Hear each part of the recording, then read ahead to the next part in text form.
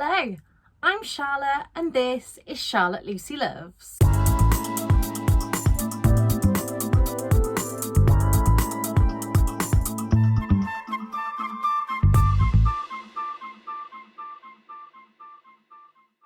Today I'm coming to you with my September book haul. Now this isn't all of the books that I have bought in September. I'm going to be doing a separate London haul, so stay tuned for that. But for now, I definitely still have a lot of books to show you in this video. So we'll start by the ones that I've been sent this month. And the first of these was Every Day in December, sent to me by the wonderful author Kitty Wilson. I mentioned Every Day in December in my September books I'm excited for, and the author kindly reached out to me and asked if I would like a copy, and it's signed. This is my very first book that's not only signed but personalised to me, so I may have had a little cry when this dropped through my door, and I have started reading this and I'm loving it. The next book that was sent to me was via the lovely people at Book Break. I will leave their channel below because Book Break is a wonderful channel to support. And they sent me the paperback copy of The House in the Cerulean Sea by TJ Klune. If you haven't heard of this book, you may have been living under a rock, because every booktuber and their cat have read and loved this book, and I'm really looking forward to reading this book. A slightly different book that I've been sent this month is the Tortilla Cookbook, and it says inspired by the world famous challenge. Now this looks perfect. I've been struggling with cooking recently because I have had little to no energy due to my chronic illness, and looking through this book, a lot of the recipes look amazingly simple. So the idea is that you get a tortilla, you put 4 different things, wrap it up, shove it in the grill, and Bob's your Uncle, Fanny's your aunt. So I'm hoping to make a video soon trying out some of these recipes. And then these 2 books were sent to me as part of blog tours, which I will be on very early in October. So the first one is Being Human, The Path to Self-Acceptance, Resilience and Happiness by Natalie Reid. I have been really struggling with my mental health the past couple of months, and I'm really getting into some kind of self-help books, and thought I would give this one a go. And also to do with that, I have Take Charge of Your Diet, a self-help workbook using cognitive behavioural therapy. Now this really stood out to me. I'm really trying to let go of the diet culture bullshit that has basically grabbed me in its mucky paws this month, and I've done really well with CBT for my anxiety, so I'm hoping that this could help. And another 2 books that were sent to me this month. These were very, very kindly gifted to me by 2 absolutely wonderful, wonderful people who both will probably be watching this, so thank you both. The first was from the lovely Victoria from What Victoria Read, and she sent me The 7 Husbands of Evelyn Hugo, because I'm sure, if I still got the note in here, she says everyone should have a nice copy of their favourite books. Love you.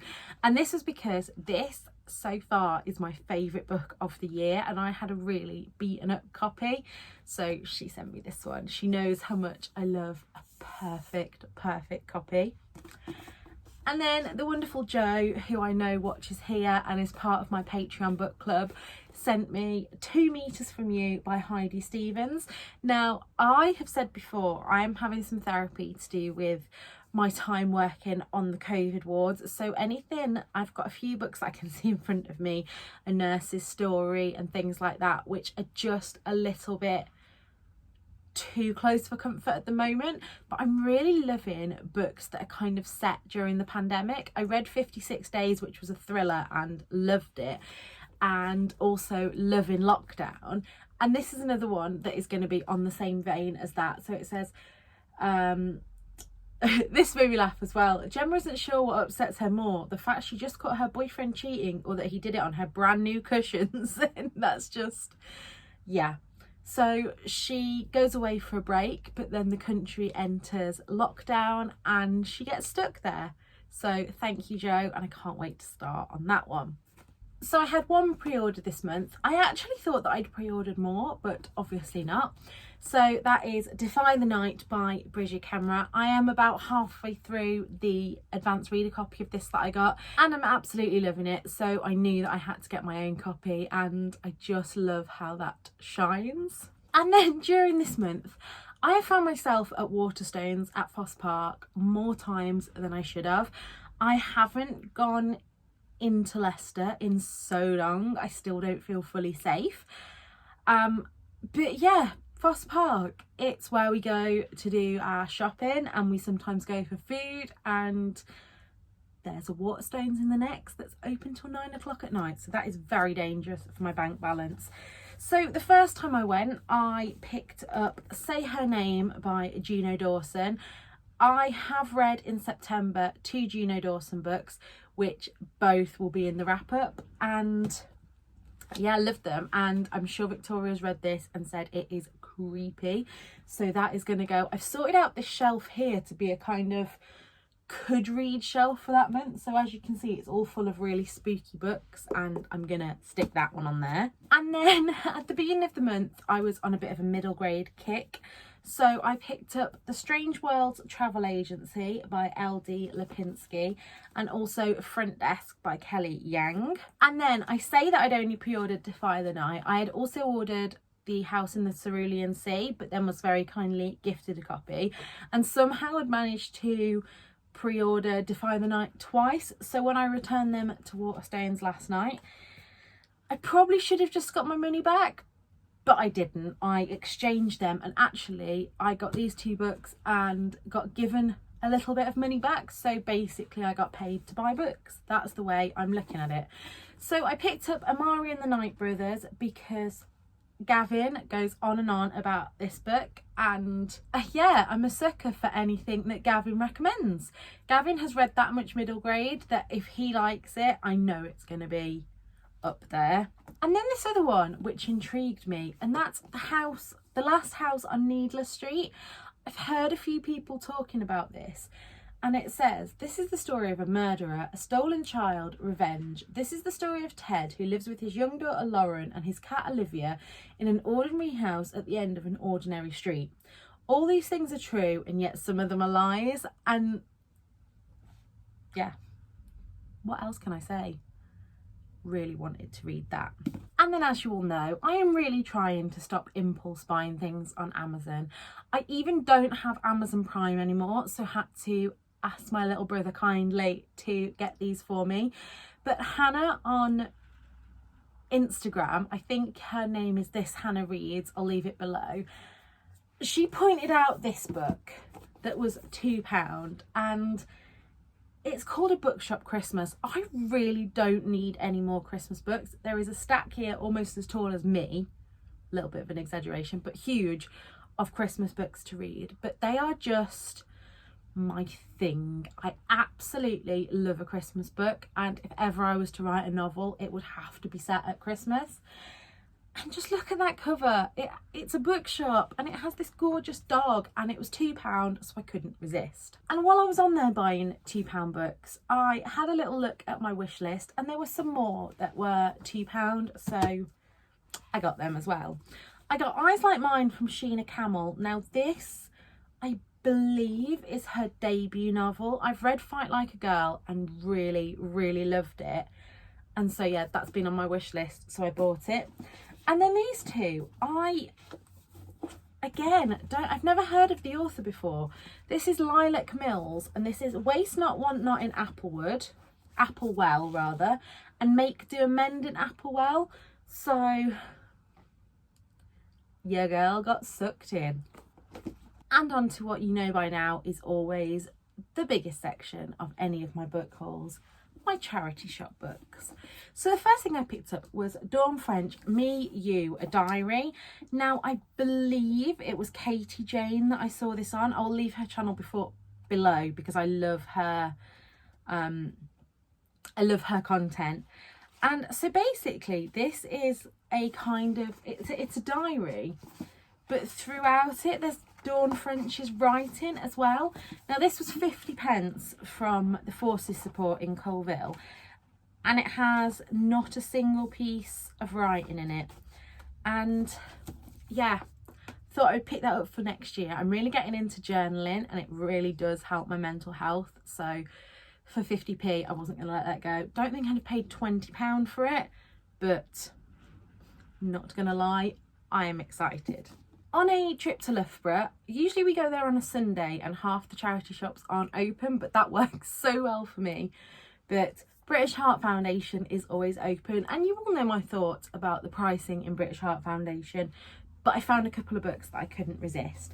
So the first one is one that I've been looking for a while, and this was £3, and it is this stunning hardback edition of The Secret Lives of Colour, and it goes through all the different colours and just about the history of them, and just yeah, it's just gorgeous, and I had to get it and look at those end pages. Now this next one I'm going to hopefully read soon, because I think this will help me with just how I feel about money and budgeting and things like that in general, and that's Real Life Money by Claire Seal from My Frugal Year. I've followed her on Instagram for so long, and this book has been one that I've wanted to pick up, and this was £2 in the British Heart Foundation shop. And then in, I think it's the PDSA shop in Loughborough, I picked up 3 Hours by Rosamund Lupton.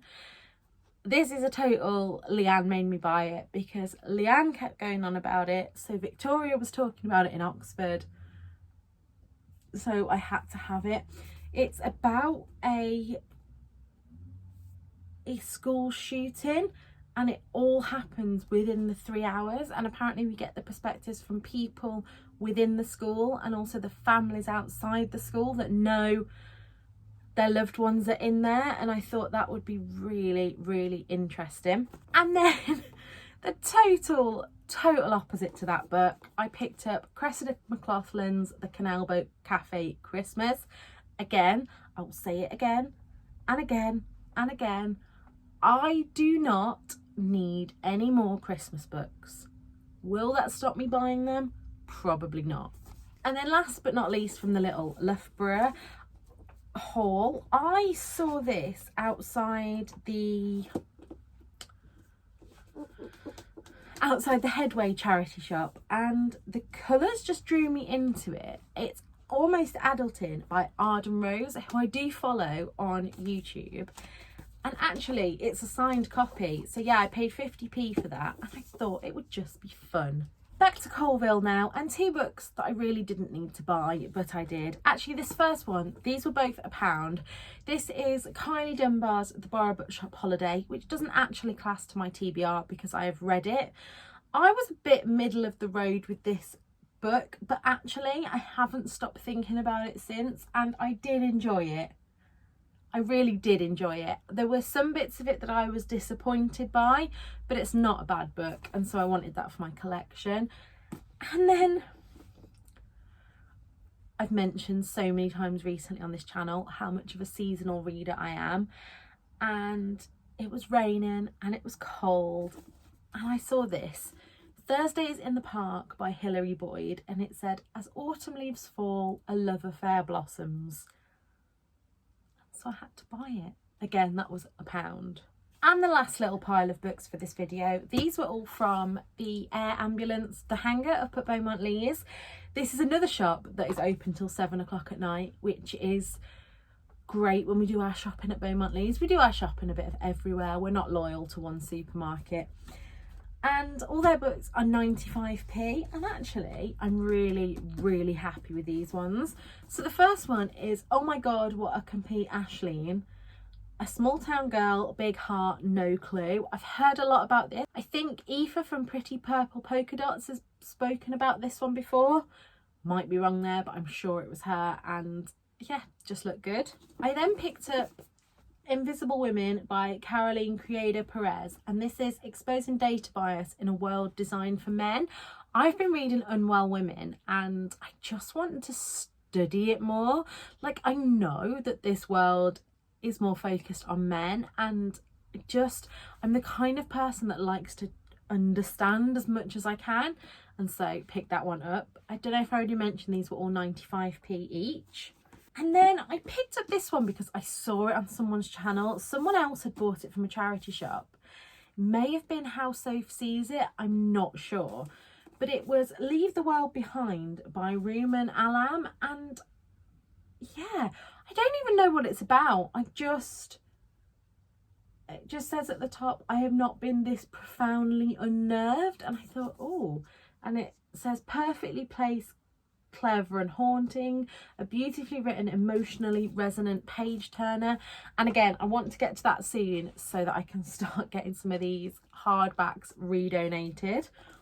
And talking about hardbacks, this is a 2021 Women's Prize for Fiction shortlisted book, which I've heard so much about, and that's no one is talking about this. From what I believe, this is kind of a deep dive into, it says like looking through a kaleidoscope built by a mischievous sorcerer, and I believe that it's about social media.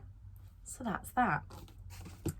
So they're all the books that I bought in September. I want to say that October is going to be a little bit smaller, and actually they're not all the books I bought in September. There will be a London haul, like I say, I believe next Wednesday. But I'm not promising anything. I enjoy collecting books. I've said before on this channel, no shame to anybody, whether you buy 1 book a year or no books or 1 million books a month. If it's within your budget and you're doing it for the right reasons, no judgment here. So if you have like that, please like and subscribe below. I try to put up new videos every Wednesday and Sunday. And until next time, look after yourselves. Bye.